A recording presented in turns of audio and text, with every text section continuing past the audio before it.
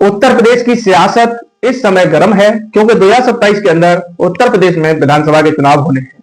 दोस्तों नमस्कार, आदाब, सत श्री अकाल। मैं पंकज कुमार, चर्चा विद पंकज पर। उत्तर प्रदेश का एक जनपद पड़ता है बुलंदशहर। बुलंदशहर की एक विधानसभा सीट है सिकंदराबाद। दोस्तों सिकंदराबाद विधानसभा सीट अपने आप में एक हॉट विधानसभा सीट बनने वाली है। मैंने ये शब्द इसलिए बोला कि 22 फरवरी को आईडब्ल्यूए के प्रसिद्ध शिक्षक नवीन शर्मा समाजवादी पार्टी में शामिल होते हैं और वह इसी विधानसभा सीट से तैयारी कर रहे हैं। दोस्तों मैं बात करने वाला हूं इस विधानसभा सीट पर समाजवादी पार्टी का कब खाता खुला था और क्या है जातिगत समीकरण, नवीन शर्मा का चुनाव इस विधानसभा सीट पर कितना कठिन या सरल है, इन सभी तथ्यों पर बात करने वाला हूं। दोस्तों यदि आपने हमारा चैनल चर्चा विद पंकज सब्सक्राइब नहीं किया है तो उसे सब्सक्राइब करना। देखिए इस विधानसभा सीट का जो जातिगत समीकरण है वह कहीं ना कहीं दलित और मुस्लिम वोटर्स जो अपने आप में निर्णायक भूमिका में साबित होता है। यह शब्द मैंने इसलिए बोला दोस्तों कि मुस्लिम इस विधानसभा सीट पर लगभग 25 से 30% है। वहीं गुर्जर समाज का भी वोट बैंक इस विधानसभा सीट पर 12 से 15% वोट बैंक गुर्जर समाज का पाया जाता है। दोस्तों इसके साथ साथ यहाँ इस विधानसभा सीट पर जाट समाज का वोट बैंक 8 से 12% पाया जाता है। वहीं ठाकुर समाज का जो वोट बैंक है वह लगभग 7 से 10%। वहीं ब्राह्मण समाज का वोट बैंक है वो 6 से 8% और दलित जाटव व अन्य दलित समाज में आने वाली जातियां लगभग 15 से 18% मतदाता यहाँ पर पाए जाते हैं। ओबीसी में लगभग 10 से 15% वोट बैंक ओबीसी का भी है, जिसमें यादव, लोधी, कुर्मी, त्यागी, कुर्मी, सैनी ये सभी जातियां इस विधानसभा सीट के अंतर्गत आती हैं।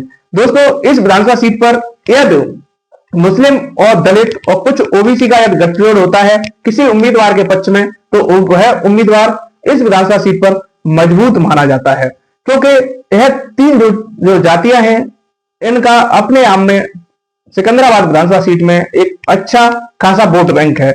वहीं यदि गुर्जर और जाट समाज का जो वोट बैंक ग्रामीण क्षेत्रों में अपने आप में एक निर्णायक साबित होता है और वो अच्छी मात्रा में पाया जाता है। शहरी क्षेत्र में वैश्य समाज और व्यापारी वर्ग का जो वोट बैंक है वो काफी अच्छी मात्रा में पाया जाता है। दोस्तों यहाँ के यदि विधानसभा चुनाव के नतीजों की बात करें 22 की तो यहाँ पर 2022 के विधानसभा चुनाव में भारतीय जनता पार्टी के प्रत्याशी लक्ष्मी राज सिंह जो लगभग समाजवादी पार्टी के प्रत्याशी से 30,000 वोटों से जीते थे। यहाँ पर 22 में समाजवादी पार्टी के प्रत्याशी थे राहुल यादव और राहुल यादव को 30,000 वोटों से हराकर वो विधानसभा पहुंचे थे। वहीं दोस्तों बसपा के खाते में जो वोट बैंक यहाँ से गया था वह लगभग 40,000 वोट बैंक बसपा के खाते में 2022 के चुनाव में सिकंदराबाद विधानसभा सीट से गया था। वहीं यदि बात करें दोस्तों 2017 के चुनाव की तो 2017 में भी भारतीय जनता पार्टी यहाँ से चुनाव जीतकर विधानसभा में पहुंची थी। लगभग 4 बार इस सीट से बीजेपी ने जीत हासिल की है। 12 में दोस्तों यहाँ पर बीएसपी ने यहाँ पर 2 बार जीत हासिल की है और बीएसपी के यहाँ से जो कैंडिडेट चुनकर विधानसभा पहुंचे थे वेदराम सिंह भाटी। वहीं समाजवादी पार्टी का अब तक के सफर में सिर्फ एक बार इस सीट पर खाता खुला हुआ है। दोस्तों सिर्फ एक बार खाता खुला है।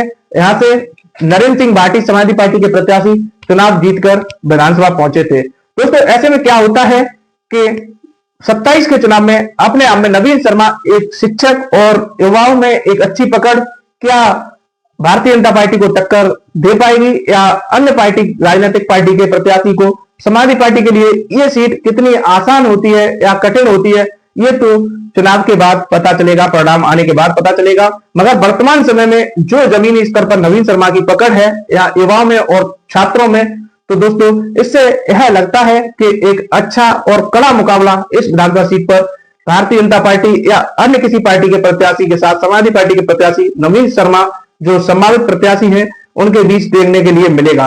क्योंकि दोस्तों उनका जो तरीका है और यूथ अपने आप में एक यूथ का अलग ही रोल रहता है वोट बैंक में, वह नवीन शर्मा को कहीं ना कहीं यूथ पसंद करता है। दोस्तों आप अपनी राय कमेंट बॉक्स में कमेंट करके जरूर बताएं सिकंदराबाद विधानसभा सीट का कैसा रहेगा माहौल और यूपी का 27 का सत्ताधीश कौन बनेगा, इन सभी तथ्यों पर कमेंट करके जरूर राय दें। यदि आपने हमारा चैनल चर्चा विद पंकज सब्सक्राइब नहीं किया है तो चैनल को सब्सक्राइब करें। जय हिंद, जय भारत।